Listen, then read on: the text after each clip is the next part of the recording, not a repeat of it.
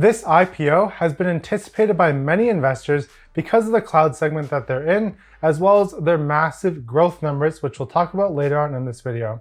In this video today, I'm going to give you my opinion on whether I'm going to be looking to purchase Snowflake stock.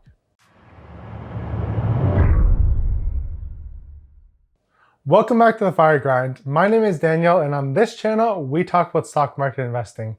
And as I said today, we're going to be going over Snowflake stock. So the format for this video is, first, we're going to talk about the industry.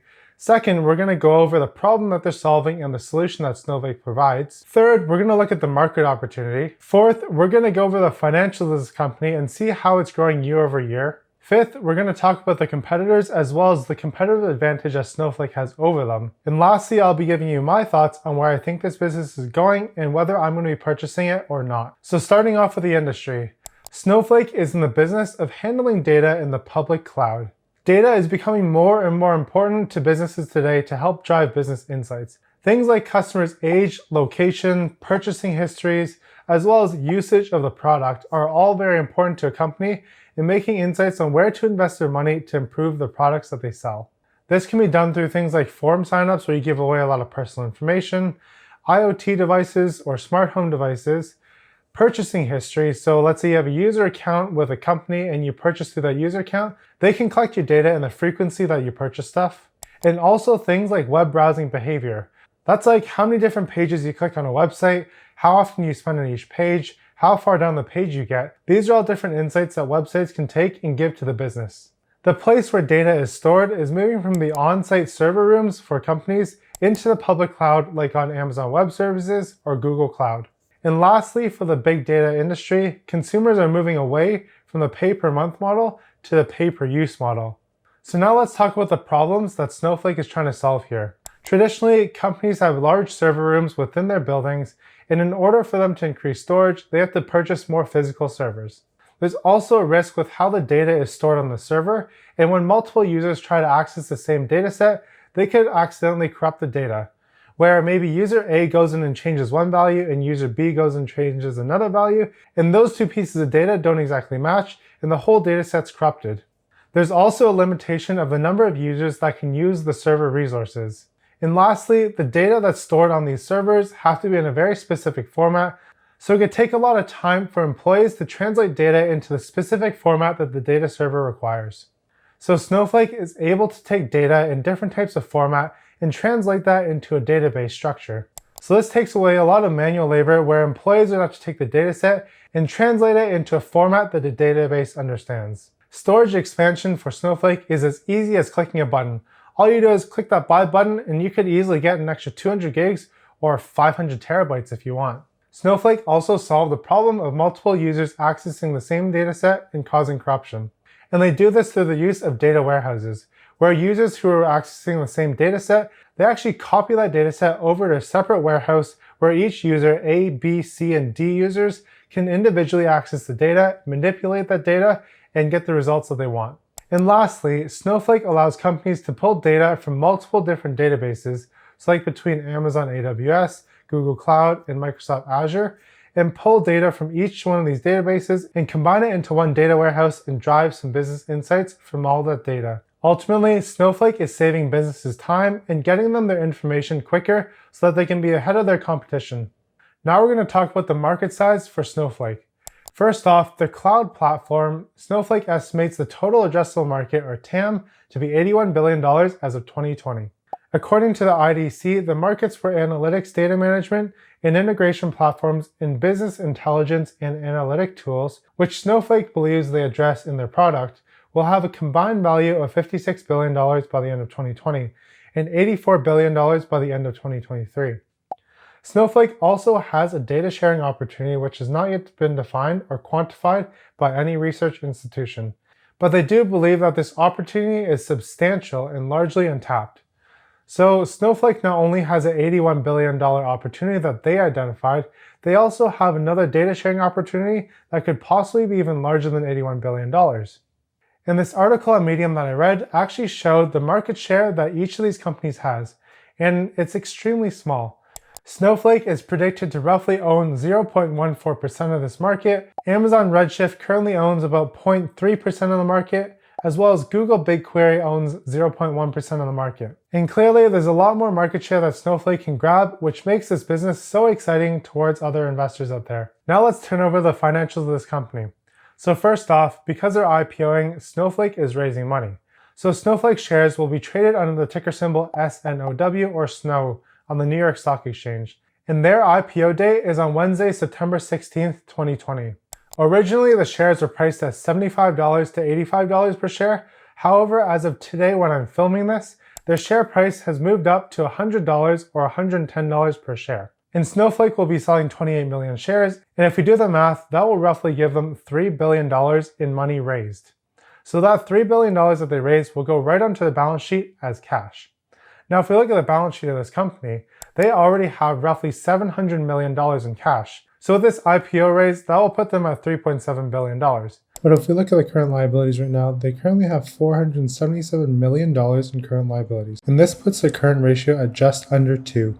With the IPO raise of $3 billion, that will skyrocket the current ratio to some ridiculous level that I have not yet calculated. But all this means for Snowflake is that they're well equipped with capital.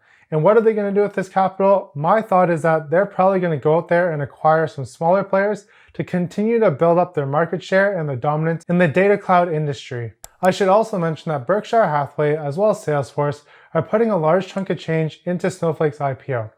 Each company is putting roughly around $250 million, with Berkshire Hathaway also getting another $4 million of rights to buy out some shares. So having these two big names invest in Snowflake ultimately I think helped hype the IPO for Snowflake. Salesforce is just a massive company out there, and eventually they could possibly buy out Snowflake if they wanted to. And I think Berkshire Hathaway as a name on Snowflake's investors helps open up Snowflake to a larger pool of retail investors out there. Just earlier this year, Snowflake raised $479 million at a valuation of $12.4 billion. So within less than a year, Snowflake's valuation more than doubled. And before that, in 2018, Snowflake raised $450 million at a valuation of $3.95 billion. So roughly in a span of 2 years, Snowflake went from a $4 billion company all the way up to a $30 billion company possibly this Wednesday. That's almost a 10x growth in 2 years. If we look at the revenue growth numbers that they provided in their SEC report, they said Q2 of 2020, they grew revenues at 121%. So they more than doubled their revenues year over year.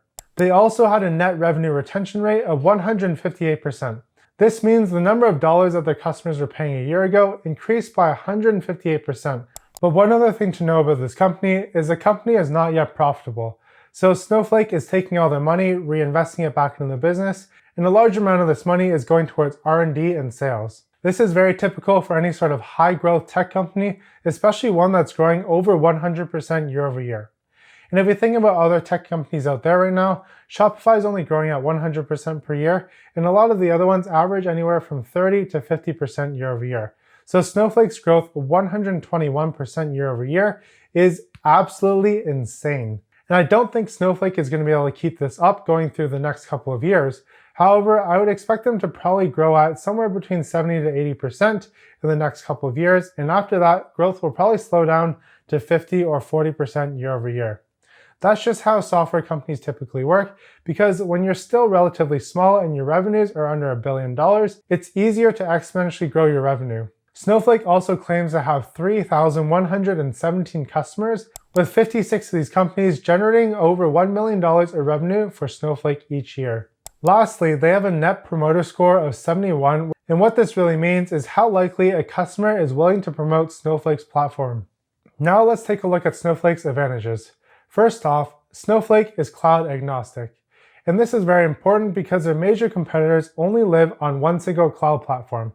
So the major competitors are Amazon Redshift as well as Google Cloud. So Amazon Redshift lives on AWS, Google BigQuery lives on Google Cloud, and Snowflake lives on AWS, Microsoft Azure, as well as Google Cloud. So when users are using Snowflake's platform, they're not committed to one cloud provider. They're able to shift from one cloud provider to another without any disruption to the workflow. And this allows companies to get the best pricing on their cloud storage. If we're comparing Snowflake to Amazon Redshift, the difference here is Amazon Redshift has a lot of different corner cases where you could find a failure in operation. And what this means for a business is that there's more frustration in trying to get business insights. So ultimately, businesses waste more time on Amazon Redshift versus Snowflake. The usability of Snowflake is a lot more smooth compared to Amazon Redshift, and that's because of how Amazon Redshift started. Amazon Redshift actually originated when Amazon bought out a company called Paracel, and they quickly got to market with Paracel's source code. But the problem with this is it wasn't built by Amazon, so Amazon has to go in there, reverse engineer some things to understand the platform, and it just takes a lot more time for them to do upgrades as well as different customizations for the customers. So the development of Paracel, which became Amazon Redshift, proved a lot more difficult to the Amazon team. Snowflake was built from the ground up, so they were able to make customizations and business decisions early on when building that system. If we compare Google BigQuery to Snowflake, the advantage that Snowflake has here is that they're pay per hour versus Google BigQuery is pay per query. So for customers who don't have that many queries per hour, it's a lot more advantageous for them to go to Google BigQuery because they pay per query or pay per search basically. However, for Snowflake, the payment model is pay per hour. So if you have more queries to run, then it's more advantageous for business to go with Snowflake. And the break-even point that Fivetran found when they ran a non-biased test is roughly around 20%. So within a full hour, if you're running 20% of the hour or less, you're better off with Google BigQuery. So that's running 12 minutes or less. However, with Snowflake, if you're running more than 20%, then you're better off to do the pay per hour model with Snowflake. Now the final section of this video is we're going to talk about my thoughts on the company. So originally when I was looking into the company, I was super excited about it and almost ready to throw my money into the IPO right on opening. However, as the story evolved and I did a bit more research into Snowflake, I think I won't be buying until I see a pullback in the stock. And the reason why I won't buy it on opening day now is because I think with all this IPO hype, Snowflake is very hot and investors are going to pump the price up of the stock significantly. So right now, we know the stock is going public at $100 or $110 per share. However, as retail investors, we don't get to get in at these prices. If you look at other IPOs like Beyond Meat or Dye & Durham or Docebo, these hot IPOs at least doubled or even tripled like in Beyond Meat's case on the first day of trading. And they tripled right away jumping out of the gate. So as retail investors, we didn't even have a chance to snatch these companies up at their IPO price. They'll probably open up somewhere between $170 to even $220 in my opinion. And right now, the revenues for this company is $240 million for 6 months. So if we multiply that by 2 to get 1 year's revenue, they're probably predicted to make around $500 million. And if their IPO price was around $220, that would put their market cap at $60 billion. That's a PS ratio of 120. Remember, this is PS ratio, not PE ratio. If we're looking for the PE ratio, they don't have a PE ratio because they're a company that's losing money. So this company is going to be very expensive on IPO day. And I think that going forward, I think we'll have better opportunities to buy Snowflake at cheaper prices. And one of the big reasons here is because of the US election, and that will present a lot of uncertainty in the market. And I expect some sort of tech pullback leading up to then. In addition to this, I think for this company to really win, they're going to need to push some sort of AI on their system. Throughout my research, I couldn't find any sort of mention about AI on Snowflake's platform, but how I envision AI in the cloud platform is basically, right now, if you look at the process for data to go onto the server and people to drive business insights from that, first we need the data engineer to set up the server and the architecture of the server. Next, we need someone to load the data onto the server.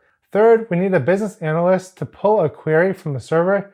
And fourth, we need another data engineer to go into the servers, pull the data out with some sort of code, and deliver some sort of graphical insight or just business facts to the analyst.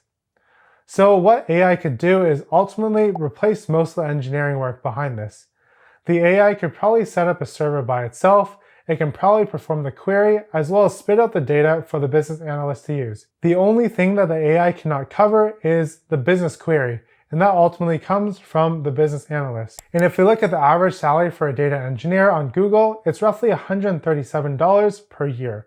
So if companies can employ AI and save on data engineer salaries, that's a whole butt ton of money. So right now, I think Snowflake has to continue to innovate and ultimately get AI on their platform to be the clear winner in this segment. Let me know your thoughts down below about the Snowflake IPO because I'd be interested to hear, especially from those of you guys who are software developers that might have had interactions with Snowflake's actual product, or maybe use their competitor software like Redshift as well as BigQuery. So let me know what you guys think about Snowflake and whether they have a great competitive advantage. As always, it really helps out my channel if you smash that like button, as well as subscribe and hit the notification bell if you're new here and want to hear more about stocks. Keep up the grind and have a great day.